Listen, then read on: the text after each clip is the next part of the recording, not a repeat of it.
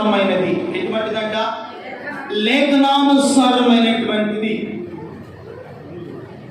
యేసుక్రీస్తు ప్రభువారికి పూర్వమే ప్రవక్త అయినటువంటి జకరియా ప్రవచించాడు.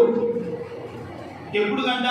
యేసుక్రీస్తు రాకముందు పూర్వమే ప్రవక్త అయినటువంటి జకరియా ద్వారా దేవుడు రాయించినటువంటి లేఖన భాగాన్ని మనం చూస్తే, జకరియా గ్రంథము 9వ అధ్యాయము 9వ వాక్యాన్ని మనం చూస్తే, సియోను నివాసులారా బహుగా సంతోషించుడి, యెరూషలేము నివాసులారా మీరు ఉల్లాసముగా ఉండుడి.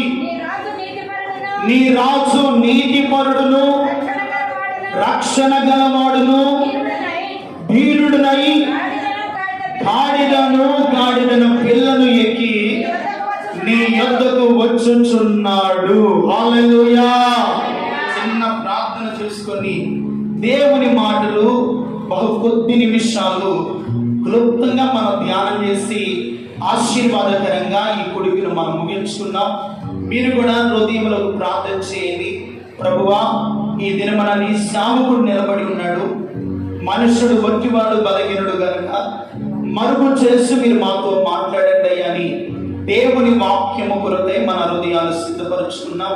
పరిశుద్ధమైన తండ్రి, చదివిన వాక్య భాగాన్ని దీవించండి. కొద్ది నిమిషాలు మీరు మాతో మాట్లాడండి. నీ మాటలు వినగలిగిన చెవిని, గ్రహించే హృదయము, వాక్యానుసారమైన జీవితాలు మా అందరికి ప్రసాదించమని యేసు పరిశుద్ధ నామములో ప్రార్థిస్తున్నాము తండ్రి. ఆమేన్. హల్లెలూయా. ఇక జాగ్రత్తగా దేవుని మాటలు విన్నాం. దయచేసి ఎవరు ఇటు అటు తిరగకుండా చాలా జాగ్రత్తగా ఒక 20-30 నిమిషాలు దేవుని యొక్క మాటలు క్లుప్తంగా మనం ధ్యానం చేద్దాం. యేసుక్రీస్తు ఆయన రాకమునకు పూర్వమే 750 సంవత్సరాల క్రితమే ప్రవక్త అయినటువంటి జకరియా ముందుగానే ప్రవచించాడు. సియోను నివాసులారా మీరు బహుగా సంతోషించుడి, యెరూషలేము నివాసులారా మీరు ఉల్లాసముగా ఉండుడి. మీ రాజు నీతిపరుడును రక్షణ గలవాడును ధీరుడనై గాడిద పిల్లను ఎక్కి నీ యొద్దకు. యేసయ్యలో ఒకటి, ఆయన నీతిపరుడును రక్షణ గలవాడును ధీరుడనై ఉన్నాడు. దేవునికి మహిమ కలుగును గాక. ఒకటి నీతిపరుడు, రెండవది రక్షణ కలిగిన వాడు, మూడవది ధీరుడనై గాడిదను దాని పిల్లను ఎక్కి నీ యొద్దకు ఆయన వచ్చుచున్నాడు. ఎవరి యొద్దకు వస్తున్నాడు? మన యొద్దకు ఆయన వస్తూ ఉన్నాడు. నీ రాజు యొక్క సమాధాన వార్త ఎవరికి తెలియచేయబడాలి? అన్యజనులకు తెలియచేయబడాలి. నీ రాజు సామాన్యమైన వాడు కాదు. నీ రాజు నీతిపరుడైనటువంటి వాడు. అందుకని సియోను నివాసులారా మీరు బహుగా సంతోషించుడి. ఇందాక మనం కూడా ర్యాలీలో సంతోషముతో పాటలు పాడుతూ దేవుని కుమారుడికి జయము, ప్రభు పేరిట వచ్చు రాజు స్తుతింపబడును గాకని దేవుని నామాన్ని ఆర్భటించి కేకలు వేస్తాం. దేవునికి మహిమ కలుగును. రాజు యొక్క సమాధాన వార్త అన్యజనుల మధ్య చాటించేము. హల్లెలూయా. యేసయ్య చివరి ప్రయాణము బేతనియా నుండి యేసయ్య యెరూషలేమునకు ప్రయాణం చేస్తారు. ఈ యెరూషలేమునకు ప్రయాణం చేయడానికి యేసయ్య ఎన్నుకున్నది గాడిదను. ఏది ఎన్నుకున్నాడు? గాడిదను ఎన్నుకోవడం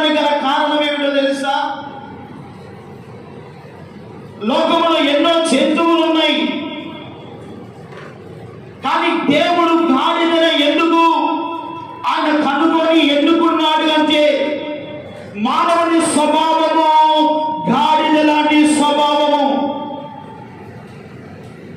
యేసయ్య చివరి ప్రయాణంలో ఒక ప్రత్యేకింపబడినటువంటి ఒక గాడిదను దేవుడు కోరుకున్నాడు.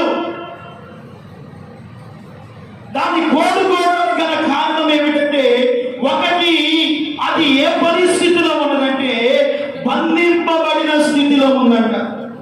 ఏ స్థితిలో ఉందంట?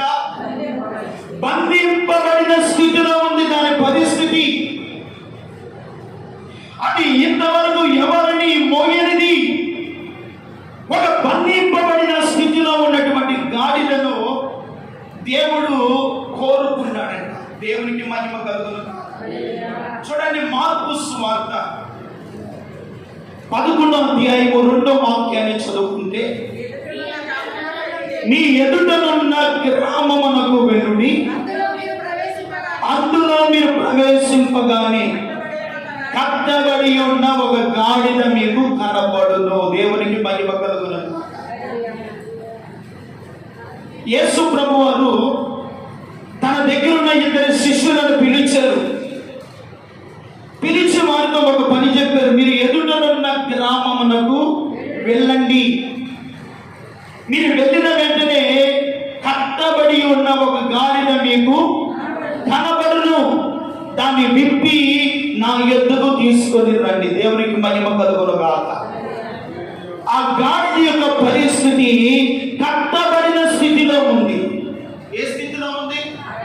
కట్టబడిన స్థితి అంటే బంధింపబడిన స్థితిలో ఉంది. ఆ బంధింపబడిన స్థితిలో ఉన్న గాడిదను యేసుక్రీస్తు ప్రభువు వారు పంపినటువంటి శిష్యులు దాన్ని విప్పారంట. దేవునికి మహిమ కలుగును గాక. ఈ గాడిద దేనికి సూచనగా ఉందంటే మానవ జీవితానికి సాదృశ్యముగా ఉంది. ఈ గాడిద నీ నా జీవితాలకు సాదృశ్యముగా ఉంది. ఒకప్పుడు మన పరిస్థితి ఎటువంటిది? కట్టబడిన స్థితిలో ఉన్నాం, బంధింపబడిన స్థితిలో ఉన్నాం. వేటి చేత, కుల కట్లు చేత, పాపము చేత, అపరాధముల చేత బంధింపబడిన స్థితిలో ఉన్న నిన్ను నన్ను యేసుక్రీస్తు ప్రభువారు నిన్ను నన్ను కనుగొన్నాడు. దేవునికి మహిమ కలుగును గాక. ఆ గాడిదను యేసయ్య కనుగొన్నట్లుగా లోకములో కట్టబడి ఉన్న నిన్ను నన్ను ఎవ్వరు కనుగొనలేకపోయారు, కానీ యేసయ్య మాత్రమే మనను కనుగొన్నాడంట. దేవునికి మహిమ కలుగును గాక. యేసయ్య కనుగొన్నాడు కనుకునే మనము ఏ స్థితిలో కట్టబడి ఉన్నామో మన కట్లన్నిటిని యేసయ్య కొట్టివేశాడు. ఆ కట్లను దేవుడు ఏం చేశాడు? తెచ్చివేశాడు. ఆ సంఖ్యలను దేవుడు బంధించబడిన ఆ సంఖ్యల నుండి విడిపించబడ్డాం. పాపములో చిందులు వేస్తూ ఉన్న మనలను, లోకములో ఇచ్చలవిడిగా జీవిస్తున్న మనము సాతాను బంధకాల చేత బంధించి ఉండగా దేవుడు నిన్ను నన్ను కనుగొని ఆ గాడిద లాంటి స్వభావముతో బంధింపబడిన స్థితిలో ఉన్న నిన్ను నన్ను 2024 సంవత్సరాల క్రితమే యేసయ్య ఈ లోకానికి వచ్చి ఆయన బంధింపబడిన ప్రతి నరుని విడిపించడానికి వచ్చాడు. హల్లెలూయా. నీ ఎదుటనున్న గ్రామమునకు వెళ్ళుడి, మీరు వెళ్ళగానే కట్టబడి ఉన్న ఒక గాడిద మీకు ప్రియమైన వాళ్ళరా, గాడిద కట్టబడి ఉంది, బంధింపబడి ఉంది. దాని స్థితి ఎవరు దాన్ని విప్పలేని స్థితిలో ఉంది, విడిపించలేని స్థితిలో ఉంది. మనకు కూడా కొన్ని సందర్భాల్లో ఒకప్పుడు పాపములో ఉండగా మనల్ని ఎవరు కూడా విడిపించలేకపోయారు. ఎవరు మన కొరకు మనలో ఉన్నటువంటి ఆ బంధకాల నుండి ఎవరు మనల్ని విడిపించలేకపోయారు. కానీ యేసుక్రీస్తు ప్రభువారి యొక్క శిలువ రక్తము చేత, ఆయన శిలువ బలియాగము ద్వారా మన బంధకాలన్నీ యేసయ్య ఆయన తెంచివేశాడు. ఏం చేశాడు? ఆయన తెంచివేసి ఆయన్ను యొద్దకు నిన్ను నన్ను తీసుకొని తీసుకొని వచ్చే స్థితిలోనికి దేవుడు మనల్ని మార్చాడు. దేవునికి మహిమ కలుగునుగా. ఒకటి, దాని పరిస్థితి బంధింపబడింది, కట్టబడి ఉంది. దేవుడు బిడ్డలారా, యేసయ్య నిన్ను నన్ను కట్టబడిన స్థితిలో నుండి విడిపించుకొని ఆయన తన చెంతకు మనల్ని చేర్చుకున్నాడు. ఎవరు అంటే యేసయ్య చేత ప్రత్యేకింపబడిన వ్యక్తివి. హల్లెలూయా. యేసయ్య చేత ఏం చేయబడిన వ్యక్తివి? ఎప్పుడైతే ఆ గాడిద విప్పబడిందో యేసయ్య దగ్గరికి వచ్చింది. ఎక్కడికి వచ్చిందండి? యేసయ్య దగ్గరికి వచ్చింది. ఒకటి, దాని పరిస్థితి బంధింపబడి ఉంది. రెండవది, ఇదిగో బరువు మోయనిది. అదే అధ్యాయము 2వ వచనాన్ని చదువుకుంటే, ఏ మనుషుడును ఎప్పుడునో దాని మీద కూర్చుండలేదు. అంటే అది భారము మోయనిది. ఎటువంటి స్థితిలో ఉన్నది? భారము మోయనిది.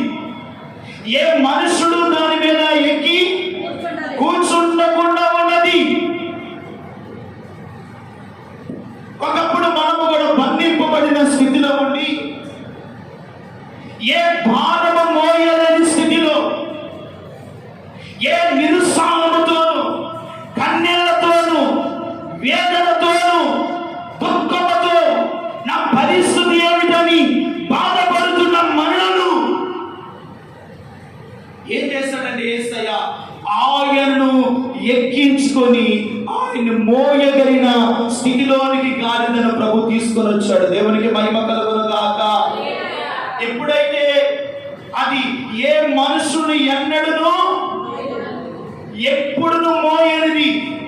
ఈ రోజున యేసయ్య ఎద్దుకు మనం రాగానే ఇప్పుడు యేసయ్య మనము యేసయ్యను మోయగలిగిన భారాన్ని దేవుడు ఇచ్చాడు. దేవునికి మహిమ కలుగును గాక. యేసయ్య వాక్యాన్ని మోయగలిగిన భారాన్ని ఇచ్చాడు. ఆయన సన్నిధిలో జీవించే అర్హతను దేవుడు అనుగ్రహించాడు. ఈ రోజున యేసయ్య ఎప్పుడైతే ఆ గాడిద మీద కూర్చున్నాడు, గాడిదకు ఘనత వచ్చింది, విలువ వచ్చింది, ప్రత్యేకింపబడిన స్థితిలోనికి మార్చబడింది. హల్లెలూయా. ఒకప్పుడు బంధింపబడిన మన బ్రతుకుల్లోనికి యేసయ్య ఎప్పుడైతే వచ్చాడో మన జీవితాలు ఘనపరచబడ్డాయి. దేవునికి మహిమ కలుగునుగా. సమాజంలో ఒక విలువనిచ్చాడు, ఒక గౌరవాన్ని ఇచ్చాడు, ఒక మర్యాదనిచ్చాడు. అర్హత లేని మనలను ఎన్నుకొని గాడిదలాంటి స్వభావమైన మన బ్రతుకులను మార్చి యేసయ్యను మోసే స్థితిలోనికి మార్చాడు. హల్లెలూయా. ఈ రోజున గాడిద ఎవరిని మోస్తుందంటే యేసయ్యను మోస్తుంది.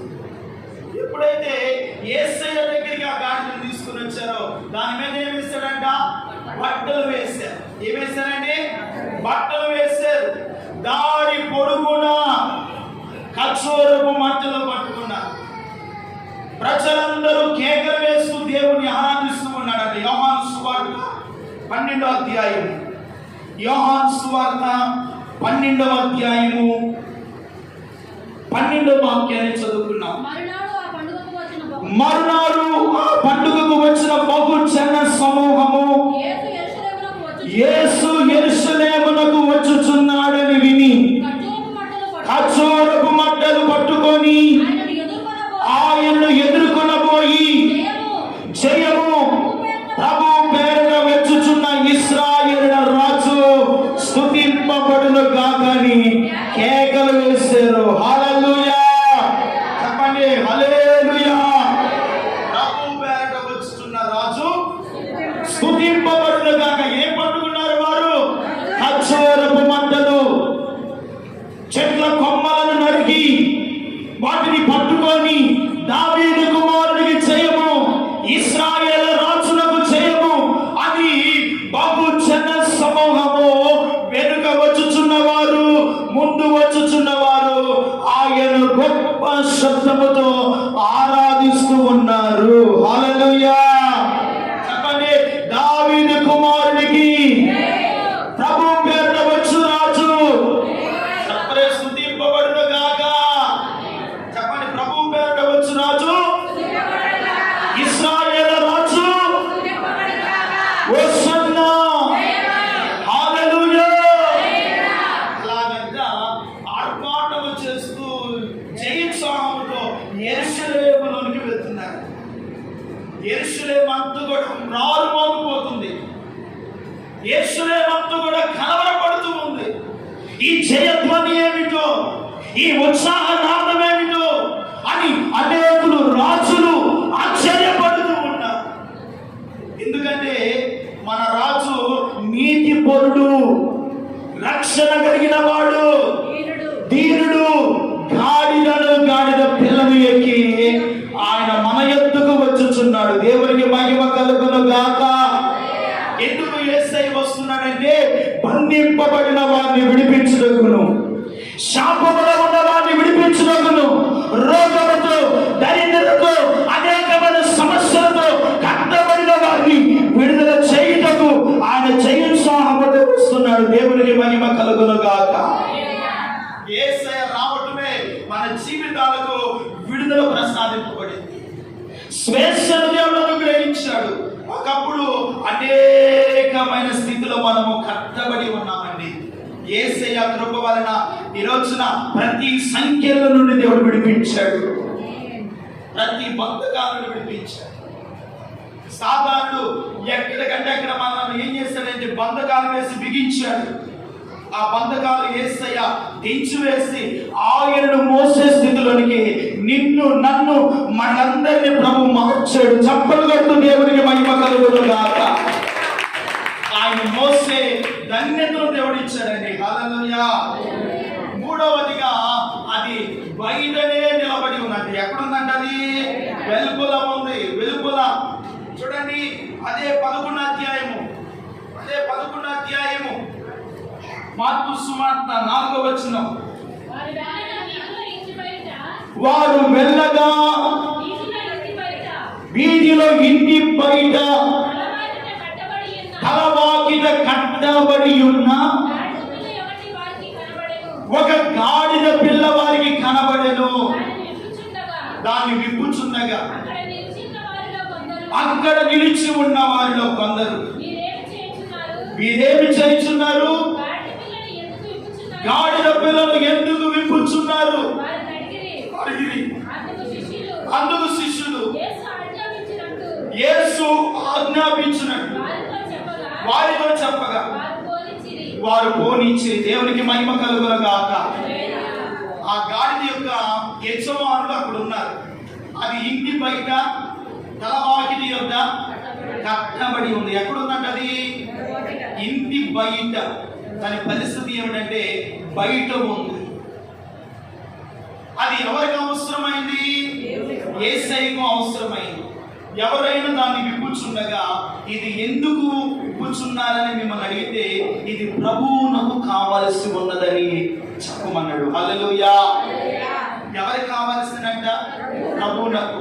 ప్రియమైన గాడిద స్వభావం లాంటి మనలను బంధింపబడిన స్థితిలో ఉన్న నిన్ను నన్ను ఏ భారము చేత మోయబడుతూ శాపముతో పట్టబడుతున్నామో, ఏ ఇంటి బయట తృణీకరింపబడిన స్థితిలో ఒక నీచమైనటువంటి బ్రతుకు జీవిస్తూ ఉన్న నిన్ను నన్ను వెలుగులున్న నీవు నేను ఆయనకు కావలసిన వారమై ఉండి ఆయన నిన్ను నన్ను ఎన్నుకొని పిలిచి ఆయన సన్నిధిలో ప్రత్యేకించుకున్నాడు. దేవునికి మహిమ కలుగును గాక.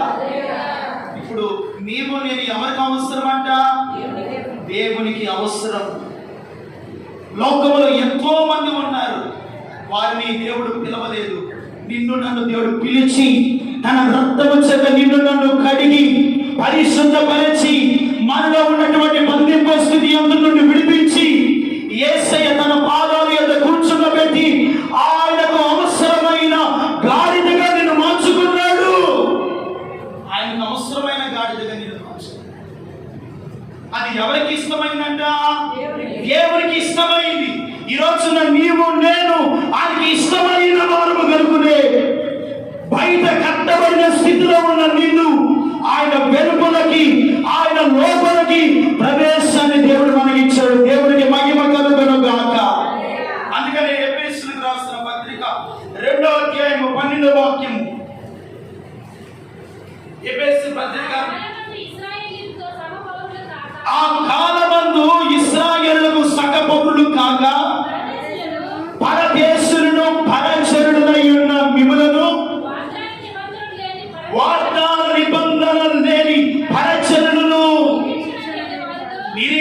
లేని వారును, లోకమందు దేవుడు లేని వాడును. ఇదిగో క్రీస్తుకు ఎలా ఉన్నామంట? మనం ఎవరమంట? వాగ్దానము లేని పరజనులము. యూదులకు వాగ్దానం ఉంది, మనం ఎవరమంటే పరజనులమై ఉన్నాము. బయట ఉన్నటువంటి స్థితిలో ఉన్నాము, బంధింపబడిన స్థితిలో ఉన్నాము, శాపముతో కొట్టబడిన స్థితిలో ఉన్నాము. వాగ్దానము లేని పరజనులమై ఉండగా యేసయ్య మన కొరకు ఈ లోకానికి రావటం వలన, ఆయన కల్వరి శిలువలో రక్తము చిందించడం వలన, ఆయన ప్రతి మానవాళి కొరకు ప్రాణము పెట్టుట వలన ఆ వాగ్దానము నిరీక్షణ లేని మనకు, ఆ వాగ్దానమే మనకు నిరీక్షణ ఇచ్చి వెలుపలున్న మనలను లోపలకు వచ్చే ప్రవేశాన్ని యేసయ్య ద్వారా మనకు అనుగ్రహింపబడింది. ఎవరి ద్వారా అనుగ్రహింపబడింది? యేసయ్య ద్వారా మనకు అనుగ్రహింపబడింది. నిజమే, ఒకప్పుడు వెలుపల ఉంది ఆ గాడిద, ఇప్పుడు లోపలికి వచ్చింది. హల్లెలూయా. ఒకప్పుడు మనం అందరం కూడా ఎక్కడున్నాము? వెలుపల ఉన్నవారము, చీకటిలో ఉన్నవారము, అంధకారమందు కూర్చున్న వారము, శాపములో ఉన్నవారము. ఈ రోజున ఆయన తన మహాకృపను బట్టి బయట ఉన్న నిన్ను నన్ను వెలుపలికి దేవుడు తీసుకుని వచ్చాడు. ఆయనతో కలిసి జీవించే భాగ్యం ఇచ్చాడు, ఆయనతో నడిచే సంగతిని ఇచ్చాడు, ఆయన ఆరాధించే గొప్ప అవకాశాన్ని దేవుడు మనకు అనుగ్రహించాడు. మనం ఒకప్పుడంట నిరీక్షణ లేని పరజనం. ఈ రోజున మనకేముంది? నిరీక్షణ, విశ్వాసము, వాగ్దానము చేయబడిన నిరీక్షణ కలిగినటువంటి ఆత్మీయ బిడ్డలము. హల్లెలూయా. ఆత్మీయ బిడ్డలుగా దేవుడు చూస్తాడు. ఎప్పుడైతే అది వెలుపల ఉందో అది ఎవరికి ఇష్టమైనంట? యేసయ్యకు. నీవు నేను ఆయనకి ఇష్టమై ఉన్నాము కనుకనే యేసయ్య మనందరి కొరకు ఆ కల్వారి శిలువలో తన విలువైన రక్తాన్ని చిందించాడు. మనమందరం యేసయ్యకు ఇష్టమైన బిడ్డలం, ఆయనకు ఇష్టమైన పాత్రలం. అందుకని యేసయ్య వెలుపలున్న మనలను లోపల ఆయన యందు నివసించే గొప్ప భాగ్యాన్ని మనకిచ్చాడు. దేవుని స్తోత్రం కలుగునుగా. యేసయ్య దగ్గరికి గాడిద రాగానే ఒకటి ఘనత వచ్చింది, విలువ వచ్చింది, దాని స్వభావం మారిపోయింది. యేసయ్యను మోస్తూ ఆ యెరూషలేము వీధులలో యేసయ్యను జయోత్సాహముతో యెరూషలేములోకి తీసుకుని దేవునికి మహిమ కలుగునుగా. ఎక్కడ తీసుకుని వెళ్ళింది? యెరూషలేములోకి తీసుకుని. అందుకనే నీ రాజు నీతిపరుడును రక్షణ గలవాడును వీరుడనై గాడిదను పిల్లని ఎక్కి నీ యొద్దకు వచ్చుచున్నాడు. ఆయన మన యొద్దకు వస్తున్నాడు, కానీ యేసయ్య యొద్దకు రానిచ్చేది ఇంకా చాలా మంది ఉన్నారు. ఆయన మనకు సమీపముగా ఉన్నాడు, కానీ మనమే దేవునికి దూరముగా ఉంటున్నాం.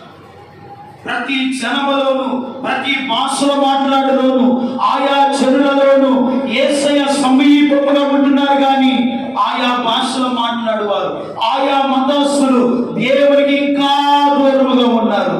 అట్టి వారిని కూడా దేవుడు విడిపించునుగాక, అట్టి వారి బంధకాలు దేవుడు తెచ్చునుగాక.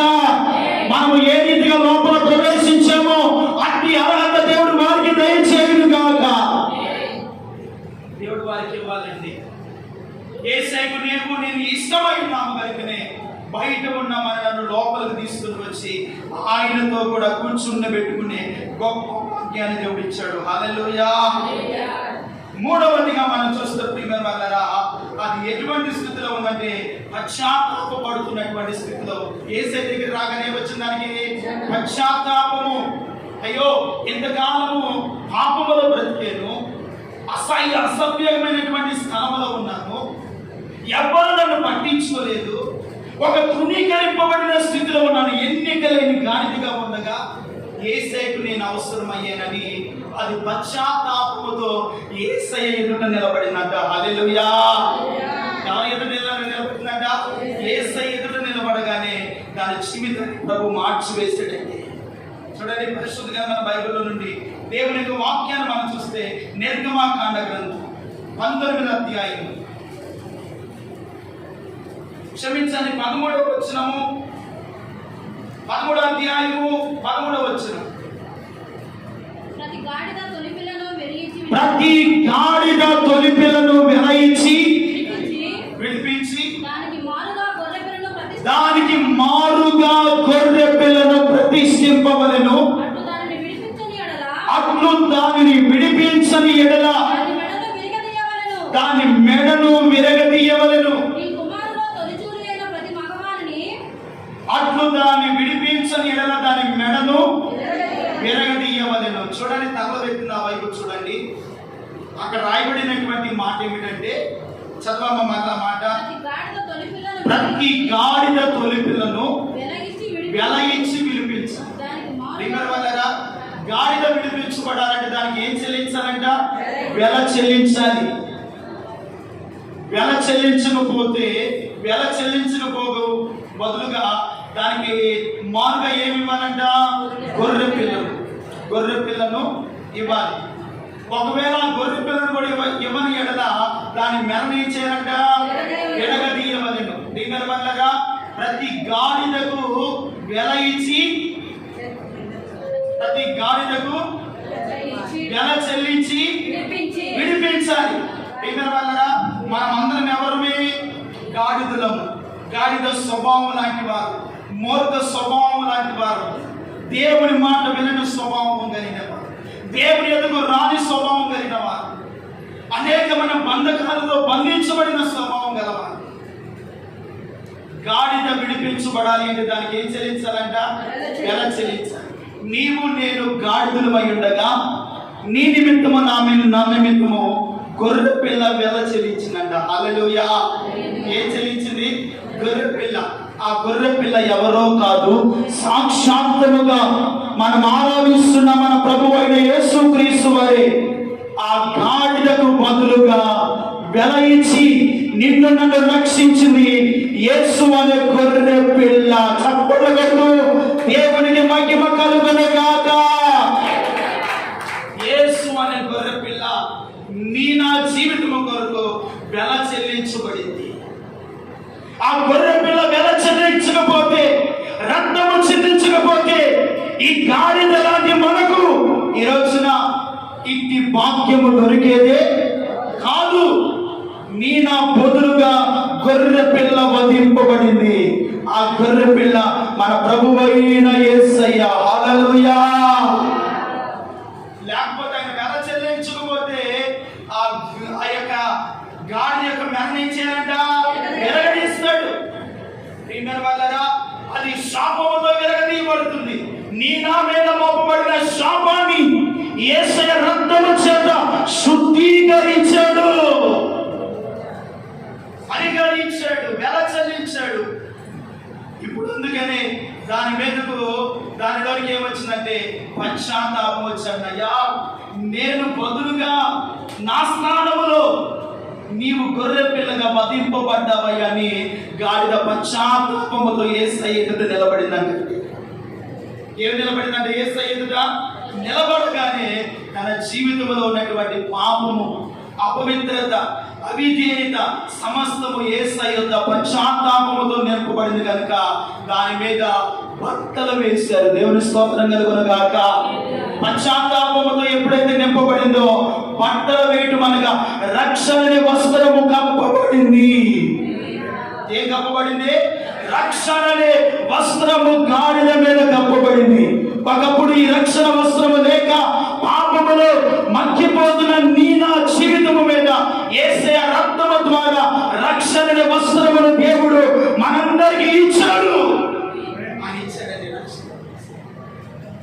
చూడండి, ఆ మాట చదువుకున్న ఒక మాట చెప్పి నేను ముగిస్తాను.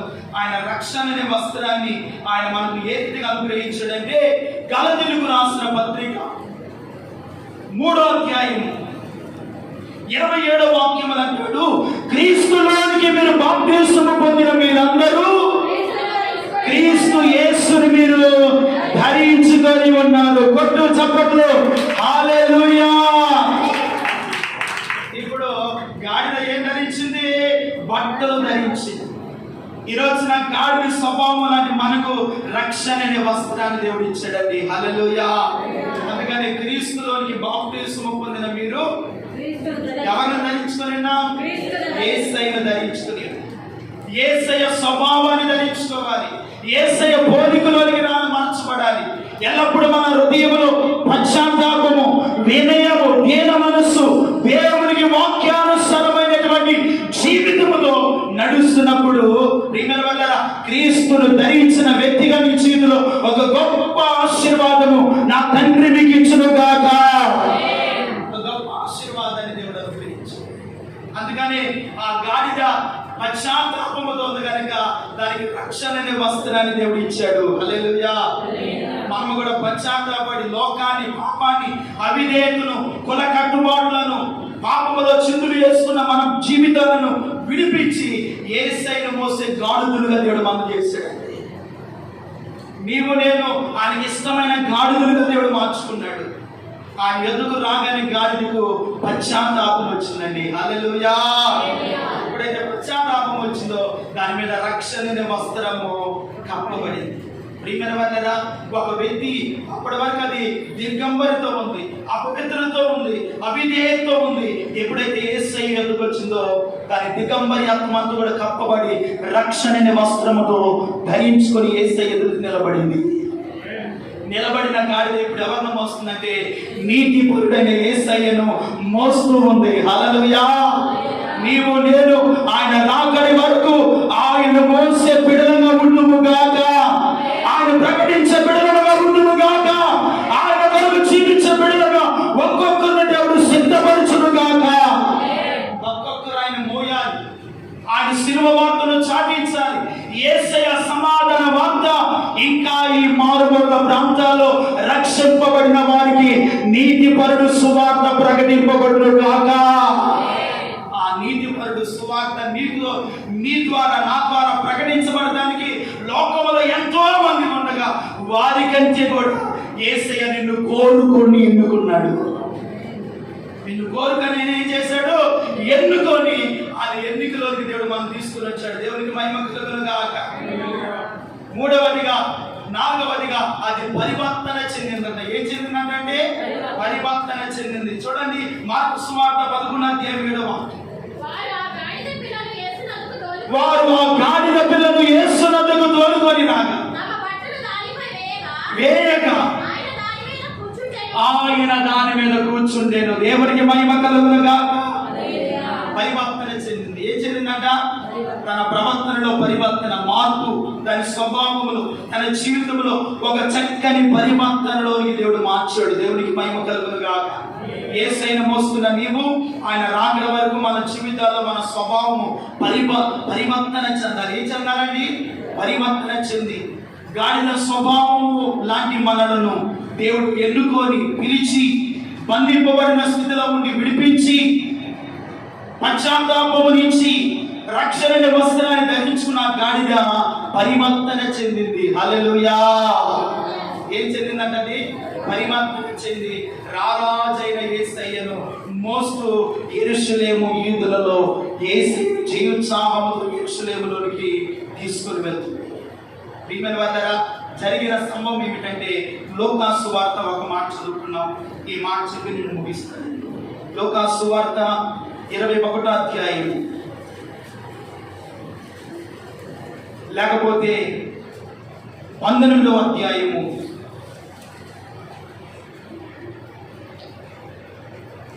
29వ వచనాన్ని చదువుతున్నాం. ఆ సమూహములో ఉన్న కొందరు పరిసయ్యులను, బోధకుడా నీ శిష్యులను దగ్గర తీర్పమని చెప్పగా వారిని చూచి వీరు ఊరకుండిన ఎడల ఈ రాళ్ళు కేకలు వేయును మీతో చెప్పుచున్నానని ఆయన పట్టణమునకు సమీపించినప్పుడు దానిని చూచి దాని నిమిత్తమై చివరిగా యేసయ్య యెరూషలేము పట్టణానికి వెళ్తున్నాడు. ఎన్నోసార్లు యెరూషలేము పట్టణానికి వెళ్ళాడు. ఆ సమాజ మందిరంలో దేవుని వాక్యాన్ని ప్రకటించాడు.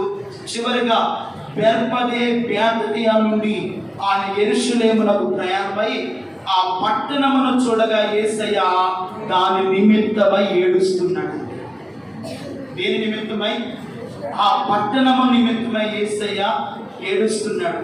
ఎందుకంటే ఇంతకాలము నేను నీ మధ్యలో ఉన్నాను, ఇంతకాలము నీ మధ్య నేను వాక్యాన్ని బోధించాను, కానీ మీరు పరివర్తన చెందలేని స్థితిలో ఉన్నారు, మార్చబడలేని స్థితిలో ఉన్నారు, మారు మనసు పొందలేని స్థితిలో ఉన్నారని యేసయ్య ఆ పట్టణాన్ని చూసి కన్నీరు కాంచాడంటండి. ఇంకా మన ఇంటి వారు ఎవరు రక్షింపబడలేదో, ఇంకా ఈ పట్టణంలో ఎవరు మార్చబడలేదో ఆ పట్టణంలో ఉన్న ప్రజలను చూసి యేసయ్య కన్నీరు కారుస్తున్నాడు. అంటున్నాడు, ఈ దినమందైనను సమాధాన సంబంధమైన సంగతులు నీవు తెలుసుకుంటే నీకు ఈ దినమందైనా ఒకవేళ ప్రభుని నమ్మని స్థితిలో ఉన్నావా, ఈ దినమందైనా ఒకవేళ బంధింపబడి ఉన్నావా, ఈ దినమందైనా స్వేచ్ఛ లేని స్థితిలో ఉన్నావా, ఇప్పుడే నీ రాజు సమాధాన వార్తలు వింటున్నావు కదా, నిశ్చయముగా ఈ దినమందైనా ఆ సమాధాన సంబంధమైన యేసయ్యను మీ హృదయంలో చేర్చుకోగలిగితే నిన్ను బట్టి యేసయ్య ఆనందించునుగాక, నిన్ను బట్టి యేసయ్య సంతోషించునుగాక. నీ మార్పును బట్టి నీ జీవితంలో ఒక పరివర్తన చెంది దేవుని బిడ్డగా, దేవుని రాజ్యానికి వారసురాలుగా ఇంకా మీ ఇంటి వారిని దేవుడు మార్చునుగాక. దేవుడు మార్చాలండి. ఈ దినమందైనా నీవు ఆ మాటలు వింటే నీకేమిటంట? మేలు. ఒకవేళ వినకపోతే యేసే బాధపడుతుంది. ఆయన పట్టణాన్ని చూసి కన్నీరు కారుస్తాయి.